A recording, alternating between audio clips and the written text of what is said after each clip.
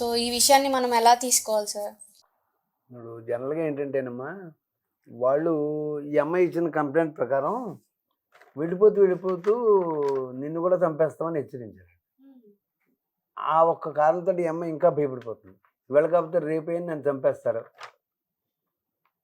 కాబట్టి she's already అప్పటికి అసలు కక్ష వహించడానికి కారణం ఏంటంటే, ఈ అమ్మాయి ఇంటెస్టేట్గా అంటే ఎవరికి ఏమీ రాయకుండా చనిపోయింది అనుకోండి ప్రాపర్టీ, ఆ అమ్మాయి భర్త ద్వారా వచ్చింది కాబట్టి ఆ వారసులు, చట్టపరమైన వారసులు ఎవరున్నారో వాళ్ళకి చెందిపోతుంది.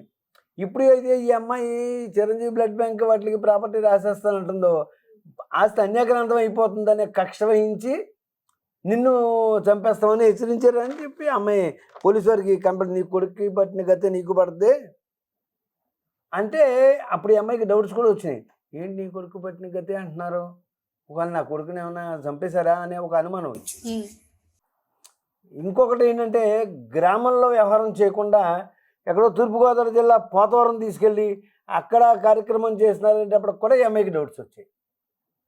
ఏంటి కన్నం చేయాలి కదా అంటే, మళ్ళీ పాతి పెట్టిన శవాన్ని బయటికి తీసి ఏమన్నా టెస్టులు చేయిస్తారేమో పోలీస్ కంప్లైంట్ ఇచ్చి అనుకున్నారో, లేకపోతే మరి వాళ్ళు వేరే ఉద్దేశం ఉందో, కన్నం చేయవలసినటువంటి శవాన్ని దహనం చేశారు. అది కూడా వాటు నానమ్మ గారికి ఆ ఊళ్ళో చేసినా ఈవిడ బాధపడకపోను, అమ్మమ్మ గారి ఊళ్ళో చేసినా ఈ అమ్మాయి బాధపడకపోను.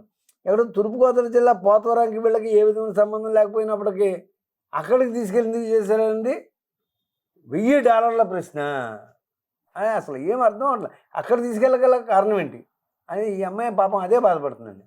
మీరు ఎవరితోనన్నా చెప్పడం జరిగిందా? అంటే మీ మీ తదనంతరం అప్పుడు బాబు లేరు, బాబు ఉండే బాబు పేరు మీద పెడతానన్నారు. బాబు లేరు కాబట్టి మీ తదనంతరం మీరు ఆస్తి చారిటబుల్ ట్రస్ట్‌కి ఇస్తారని ఎక్కడైనా మెన్షన్ చేశారా మీరు? చెప్పానండి బయట. ఎప్పుడు అంటే బాబు ఆ టైంలోనే చెప్పారా? బాబు చనిపోయాక తీసుకెళ్ళాక చెప్పాను. చెప్పారు. సో వాళ్ళ ద్వారా న్యూస్ బయటికెళ్ళి అలా జరిగిందనుకుంటున్నారా? అవునండి.